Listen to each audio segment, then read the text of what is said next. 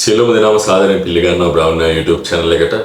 ඉතින් අපි මේ දක්වා කතා කරා මේ YouTube channel එකෙන් maritime industry එකේ තියෙන jobs සහ seafaring careers ගැන.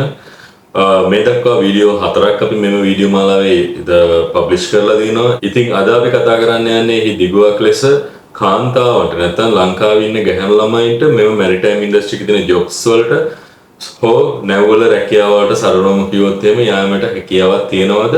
එහෙම හැකියාවක් තියෙනවා නම් කොහොමද කියලා. ඉතින් මම මේ විදිහේ වීඩියෝ එකක් අද කරන්න බලාපොරොත්තු වෙන්නේ මගෙන් බොහොමයක් දෙනා මගේ මිතුරන් සහ මම මේ වීඩියෝස් දාන්න පටන් ගත්තට පස්සේ මගෙන් බොහොමයක් ගැහැණු ළමයි අහලා තිබුණා අපිට කරන්න බැරිද මේ ජොබ්ස් මොනවාද මේ ලංකාවේ තියෙන ජොබ්ස් කියලා. ඉතින් කෙටියෙන්ම මම කිව්වොත් එහෙම උත්තරය ඔබට හැකියාවක් තියෙනවා නැවවලට ගිහිල්ලා වෙන සාමාන්‍ය පිරිමි අය වගේම ගිහිල්ලා රැකියාව කරන්න. නමුත් යම්කිසි දේවල් ටිකක් ඔබ දැනගෙන ඉන්න ඕනේ එහෙම කරනවා නම් ඉතින් මම අද මෙම වීඩියෝ මගින් උදව් කරනවා ඔබගේ තියෙන මේ knowledge එක මේ ගැන වැඩි කරලා අපි මොනවද දැනගන්න ඕනේ විශේෂයෙන්ම කාන්තාවන් සම්බන්ධයෙන් නැත්නම් ගැහැණු ළමයෙක් විදිහට දැනගන්න ඕනේ මොනවද ඔබ මුහුණ දෙීමට ඔබට සිදුවෙන අභියෝගතා ගැනත් මම කතා කරන්න බලාපොරොත්තු වෙනවා. ඉතින් මම ඉස්සෙල්ලා කිව්වා වගේ මමත් පෞද්ගලිකව මම වැඩ කරන සමාගමෙත් කාන්තාවන් නැත්නම් ගැහැණු ළමයින් ඉන්නවා. හැබැයි ඔවුන් ශ්‍රී ලංකාවෙන් යන අය නෙවෙයි. ඔවුන් යුරෝපයේ ඇතම් රටවල වලින් සහ සවුත් ඇමරිකා, සෙන්ට්‍රල් ඇමරිකා වගේ රටවල වලින් එන අය. බොහොමයක් විට ගැහැණු ළමයින් හමුවන්නේ ඊටම කලාතුරකින්. මොකද මෙම ඉන්ඩස්ට්‍රි එකේ තියෙන jobs male dominant jobs 98%ක් 99%ම වගේ පිරිමි අය තමයි මේ jobs වල ඉන්නේ. ඉතින් තාමත් maritime industry එකේ තියෙන jobs නැත්නම් seafaring jobs වලට නැවුල වැඩ කරන jobs වලට කාන්තාවන්ගේ සහභාගීත්වය ඉතාමත් අඩුයි. නමුත් වර්තමානයේ සහ මේ මෑත කාලයේදී අපිට දැනගැනීමට සහ අපිට බලන්න දකින්න ලැබෙනවා මේ shipping industry එකේ governing body එක නැත්නම් IMO organisation එක තමයි International Maritime Organization කියන ආයතනයත් සමග විවිධ රජයන් එකතු වෙලා විවිධ කම්පැනිස් නැත්නම් සමාගම් එකතු වෙලා maritime industry එකට කාන්තාවන්ගේ සම්බන්ධය ප්‍රවර්ධනය කිරීම නැත්නම් ප්‍රොමෝට් කරන්න එන්කරේජ් කරන්න යාලව විශේෂ වැඩසටහන් රාශියක් දෙයක් කරලා තියෙනවා. ඉතින් මම හිතනවා මෑත අනාගතයේ ඉතාමත් ඉක්මනින් මෙම තියෙන තත්ත්වය වෙනස් වෙලා women seafarersලා ගොඩක් අපේ නැවුවල දකින්න හැකියාවක් ලැබෙයි කියලා. විශේෂයෙන්ම අද ශ්‍රී ලංකාවේදී ඔබ ලංකාවේ දැන් නැවකට ජොයින් වෙන්න බලනවා නම් මම කලින් වීඩියෝස් වල කතා කරා නිලධාරීන් ඉංජිනේරුවන් සහ රේටින්ස්ලා නැත්නම් ඩෙක් ඔෆිසර්ස්ලා මැරින් ඉංජිනේර්ස්ලා ඊට පස්සේ මේ ඩෙක් රේටින්ස් හෝ එන්ජින් රේටින් නැත්නම් කේටරින් රේටින්ස්ලා ගැන මම කතා කරපු විදිහට ඔබට මතකයක් තියෙනවා නම් ඔබ ගැහැණු ළමයි නැත්නම් කාන්තාවක් වශයෙන් ඔබට නැවකට යෑමට හැකියාව අවශ්‍යයි නම් ඔබ නිලධාරියෙක් හෝ ඉංජිනේරුවෙක් වශයෙන් යෑම තමයි ඉතාමත් ඔබ ඉන්නේ. මොකද සාමාන්‍ය නැවක නැත්නම් කාගෝ ෂිප් එක අපි ගත්තොත් රේටියන්ස් වලට තියෙන වැඩ ඉතාමත් අභියෝගාත්මකයි.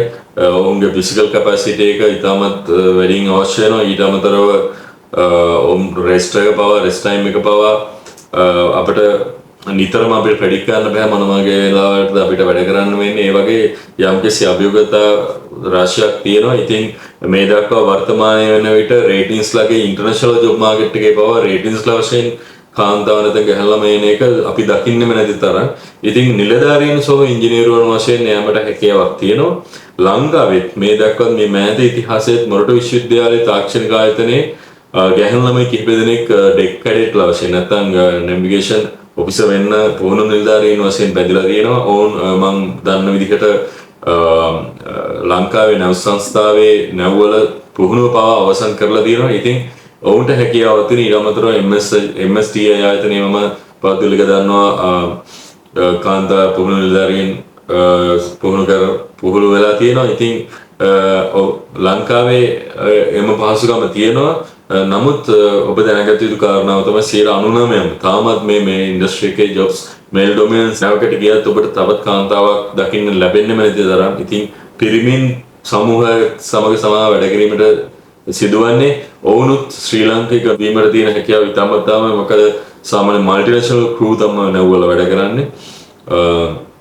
අපි ගත්තොත් එහෙම 20 දෙනෙක් නැවි ක්‍රූ එකකින් ඉන්නවනම් සමහර රටවල් 8කින් 9කින් තමයි ක්‍රූ එක සංයුක්ත වෙලා තියෙන්නේ. ඉතින් ඔබ කාන්තාවක් වශයෙන් නැත්නම් ගැහැණු ළමයෙක් වශයෙන් ඔබ ගියාට පස්සේ ඔබට මුහුණ දෙන්න වෙන විතර අභියෝග තාමත් ඉහළයි. ඔබ නැවත ගිය දවස් ඉඳන් ඔබ නැවත ඇඩ්ජස්ට් වීමේ සිට සමහර අයට මුහුදේ පරිසරයට මුහුදු වෙන්න කාලයක් යන ඊට අමතරව භාෂාවල් ප්‍රශ්න අපිට පොදුවේ අපිට මුහුණ දෙන ප්‍රශ්න සියල්ලම වගේ කාන්තාවකෂයෙන් ඔබට මුහුණ දීමට සිදු වෙනවා. ඔබ එහෙම නැවකට ගියොත් ඊට අමතරව ඔබට ආහාර ඊට අමතරව කමියුනිකේෂන් නැත්නම් අපි පවුල සමග කතා කරන්න ඔවුන්ගේ පණිවිඩ කුමාර කරගන්න ලැබෙන වෙලාවල් මේ ශීලම දේම පොදුවේ අපිට අදාළ වෙන ප්‍රශ්න. මොකද තාමත් නැව් කීපයක් ඇතැම් නැව්වල මුහුදට ගියාට පස්සේ අපේ ටෙලිෆෝන් කවරේජ් නැති නිසා ඉන්ටර්නෙට් පහසුකම නැත්නම් අන්තර්ජාල පහසුකම නැහැ. ඉතින් ඒ වගේ අභියෝගයක් තියෙනවා අපගේ පවුල් සමග සම්බන්ධ වීමට නොහැකි වෙන අවස්ථා ඇතැම් නැව්වල තියෙන පුළුවන් තාම. නමුත් බොහොමයක් දුරට මේ නැව්වල Wi-Fi නැත්නම් ඉන්ටර්නෙට් ෆැසිලිටි එක ලබා දීලා තියෙනවා.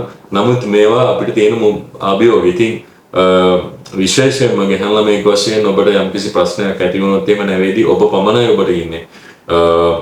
බොහොමයක් හොඳ සමාගම් වල නම් දරු සමාගම් වල නම් ඔබ සේෆ්ගාඩ් කරන්න යම්කිසි නීති පද්ධතියක් එවුන්ගේ ඒ නැවී ෆන්ක්ෂන් නැත්නම් පොලිසිස් වශයෙන්ම යොදලා තියෙනවා. ඉතින් මම වැඩ කරන සමාගමේ මට පෞද්ගලිකව කියන්න පුළුවන් මම වැඩ කරලා තියෙනවා කාන්තා නිලධාරියන් සමග. ඉතින් ඔවුන්ට ඇත්ත වශයෙන්ම කිසිම ප්‍රශ්නයක් වෙලා නැහැ. අපි මාස ගණනක් එකට වැඩ කරත් කිසිම ප්‍රශ්නයක් සිදු වෙලා නැහැ. මොකද ඔවුන් ඒ සමාගමේ තියෙන නීති පද්ධතිය අනුව ඔවුන් ආරක්ෂා කරන්න ඔවුන් නැවේ තියෙන කාර්ය මණ්ඩල පවා බැඳී සිටිනවා. ඉතින් මේ වගේ දේවල් තියෙනවා. ඔබ නැවකට ජොයින් වෙන්න අවශ්‍යතාවයක් තියෙනවා නම් මම කියපු මීට කලින් කතා කරලා තියෙන වීඩියෝ එකේ මම කිව්වා වගේ ඒ ලංකාවේ ඉන්ස්ටිටියුට් වලට ගිහිල්ලා ඒ ඔබට තියෙන අධ්‍යාපන සුසුකම් අනුව ඔබ තෝරගෙන ඔබට හැකියාව තියෙනවා මේ දේවල් ඉගෙන ගන්න. ඊට අමතරව මම කිව්වා වගේම ලංකාවේ මේ තියෙන වෙළඳනාමික ලේකම් කාර්යාලය හා පවත්වන විභාග වලට මුහුණ දීලා ඒ ඔබට අවශ්‍ය වෙන සහතික පත්‍රය ලබා ගත්තට පස්සේ ඔබ සමාගමකට අයදුම් කරලා ඒ සමාගම හරහා ඔබට ට්‍රේනි ඔෆිසර් කෙනෙක් නැත්නම් ට්‍රේනි ඉංජිනේර කෙනෙක් විදිහට ට්‍රේනි ETO නැත්නම් ඉලෙක්ට්‍රිෂියන් කෙනෙක් විදිහට ඔබට ජොයින් වීමේ හැකියාවක් තියෙනවා. ඊට පස්සේ ඔබට සාමාන්‍ය ඩෙක් කැලේ නැත්නම් එන්ජින් කැලේ පිරිමියෙක් යනවා වගේම ඔබට එහි වැඩ ටික කරගන්න පුළුවන්. ඉතින් මම පැහැදිලිවම මම කියන්න ඕනේ ලංකාවේ මේ පහසුකම අඩු වුණත් නැත්නම් මේ ට්‍රෙන්ඩ් එක මේ කල්චර් එක තාම ඩෙවලොප් වෙලා නැති වුණත් ලෝකයේ මේ වෙන විට නැව්වල කපිතාන්වරියන් පවා පිහි වෙලා තියෙනවා. යුරෝප රටවල සුලභ වශයෙන් අපි දැන් දකින්න පුළුවන් කාන්තා නිලධාරීන් ඉංජිනේරුවන් මේ නැව්වල වැඩ කරනවා. ඊට අමතරව බහුතරයක් සමාගම් සහ රජයවල් එකතු වෙලා මේ කාන්තා සහභාගීත්වය මේ ඉන්ඩස්ට්‍රි එක වැඩි කිරීමට විවිධ වැඩසටහන් යොදාගෙන තියෙන ප්‍රවර්ධනය කරන ඔවුන්ට අත්වල දෙනවා. ඉතින් ඉතාමත් මෑත කාලයේදී මේ පරිසරය වෙනස් වෙලා වඩාත් යෝග්‍ය පරිසරයක් කාන්තාවන්ට නැවලට ඇවිල්ලා කිසිම ප්‍රශ්න නැතුව වැඩ කරන්න පුළුවන් පරිසරයක් උදා වෙයි. ඉතින් මම හිතනවා ඒ අනාගතයට මුහුණ දෙන්න ඒ අනාගතයේ තියෙන අවස්ථාවල් අපිට බාර ගන්න ඒ සඳහා අපි සූදානම් වෙලා ඉන්න ඕනේ. ඉතින් මේ දේවල් දැනගෙන ඉන්න හොඳයි. මේ වගේ අවස්ථා තියෙනවා කියලා කාන්තාවන් හෝ ගෑනු ළමයි වශයෙන් වුණත් ඔබට පුළුවන් මෙන්න මේ වගේ රැකියාවලට ගිහිල්ලා මම කලින් කියලා තියෙන රැකියාව සහ ඒ වැටුප් වලට යන්න පුළුවන්. ඒ වගේ ජොබ්ස් කරන්න පුළුවන්. ඊට අමතරව ඔවුන් ඒ නැව්වල රැකියාව නැවතුව මුහුදට යන්න නැතුව ගොඩබිමේ ඉඳන් ඔබට ලංකාවේ නැත්තම් ගොඩබිම තියෙන ජොබ්ස් වලට ජොයින් වෙලා ඔබගේ කැරියර් එක කන්ටිනියු කිරීමට හැකියාව තියෙනවා. හරි මේට අමතරව මට කියන්න ඕනේ සාමාන්‍ය පොදුවේ පිළිගැනීමක් තමයි කාන්තාව කියන මල්ටි ටාස්කින් හැකියාවක් තියෙන පිරිසක්. ඉතින් ඔවුන්ට හැකියාව තියෙනවා ඉතාමත් හොඳින් ඕගනයිස් කරලා යම්කිසි වැඩ කටයුත්තක් කරන්න. ඔවුන්ට වැඩ කිහිපයක් එක විට කිරීමේ හැකියාවක් තියෙනවා. මම හිතනවා කොහොම හරි මේ ඉන්ඩස්ට්‍රි එකට නැත්තම් මේ මැරිටයිම් ඉන්ඩස්ට්‍රි කියන තියෙන ජොබ්ස් වලට කාන්තාවන්ගේ සහභාගීත්වය වැඩි වුණොත් එහි තියෙන ඵලදායී සහ වර්කින් එන්වයරන්මන්ට් එක මීට වඩා යෝග්‍ය විදියට දියුණු වෙයි. ඉතින් මමත් බලාපොරොත්තු වෙනවා පෞද්ගලිකව විශේෂම ලංකාවේ මේ ඉන්න අපේ මල්ලිලා සහ නංගිලාට මේ වගේ ජොබ්ස් වලට ඉස්සරහා ඉදිරියට ඇවිල්ලා කරලා ලෝකයට විවර වෙලා තව මේ වගේ ඔපචුනිටිස් තියෙනවා කියලා දැනගෙන අඳුරගෙන ඉදිරි අනාගත පරම්පරාවලටත් ඒවා හඳුන්වලා දීමට කටයුතු කරයි කියලා. ඉතින් මට විශේෂයෙන්ම ඔබ අහපු ප්‍රශ්න වලට ඔබ අපිට ගැහැණු ළමයි වශයෙන් අපිට ගිහලා ජොබ්ස් ගන්න පුළුවන්ද? මොන රැකියාවල්ද තියෙන්නේ කියලා. ඉතින් මම පෞද්ගලිකව මම විශ්වාස කරන්නේ ඔබ ගැහැණු ළමයෙක් වශයෙන් මේ රැකියාවල් වලට එන්න බලාපොරොත්තු වෙනවා. ඔබ නිලධාරියෙක් හෝ ඉංජිනේරුවෙක් වශයෙන් එන්න බලන්න. මොකද රේටින්ස්ලා වශයෙන් ඉතාමත් කාන්තාවන් නැත්තරම් ඉතින් මේ නිලධාරී රැකියාව හෝ ඉංජිනේරු රැකියාව ඔබට කිරීමට හැකියාවක් තියෙනවා. මොකද ඒ වගේ අය දැනට මේ ඉන්ඩස්ට්‍රි එකේ සිටින නිසා සහ කපිතාන්වරියන් ප්‍රධාන නිලධාරීන් සහ ප්‍රධාන ඉංජිනේරුවන් ලෝකයේ අධිතරන් දුරට කාන්තා නියෝජනයන් සමග සිටිනවා. ඉතින් මම හිතනවා වෙනසක් නැහැ මේ මම මීට කලින් කතා කරපු දේවල් එක්ක පිරිමි සහ කාන්තා ભેදයක් ඇත්තටම නැහැ. ඉතින් ඔබට පුළුවන් ඔබ ඇත්තට වශයෙන්ම මේ සම්බන්ධයෙන් උනන්දුවක් දක්වන්න මම මීට කලින් කියලා තියෙන මේ ඉන්ස්ටිටියුට් යුනිවර්සිටිස් වලට ගිහිල්ලා මේ වීඩියෝස් බලලා ඒ වගේ තියෙන ඉන්ෆර්මේෂන් අරන් ඒවට කතා කරලා බලන්න ඔබට හැකියාවක් තියෙනවද කියලා මේ කන්ටිනියු කරන මේ වගේ කැරියර් එකක් සහ ඉතින් එහෙම මේ ඔබට අත්‍යවශ්‍ය අවශ්‍යතාවයක් තියෙනවා ඔබ චැලෙන්ජ් එකක් බාර ගන්න කැමති නම් මේ අභියෝග වලට මුහුණ දෙන්න ඔබට හැකියාවක් තියෙනවා කියලා ඔබගේ ආත්ම විශ්වාසයක් තියෙනවා නම් එන්න ඇවිල්ලා මේ නවලට ඇවිල්ලා වැඩ කරන්න ලංකාවේ කියන සම්ප්‍රදායික රැකියාවලට ඔබට ගිහිල්ලා ඔබට වැඩ කරන්න නැත්නම් ලෝකේ දකින්න ඔබට අවශ්‍යතාවයක් තියෙනවා නම් මෙන්න මෙහෙම ඔපචුනිටිස් තියෙනවා. ඉතින් මම හිතනවා මම මේ ඔබට ලබා දුන්න තොරතුරු ටික යම් තාක් දුරට ඔබගේ දැනුම වර්ධනය කර ගැනීම උපකාරී වෙයි කියලා. ඉතින් මම මේ වගේ වීඩියෝස් තව ඉදිරියේදී කරන්න බලාපොරොත්තු වෙනවා. ඉතින් රැඳිලා ඉන්න දිගටම බොහොමත්ම ස්තුතියි. තවත් මේ වගේ තියෙන ප්‍රශ්න යොමු කරන්න ඔබ කමෙන්ට් සෙක්ෂන් හරහා මම බලාපොරොත්තු වෙන ඒ දේවල් ගැන කතා කරන්න. වඩාත් පැහැදිලිව සහ තොරතුරු සහිතව. Thank you very much.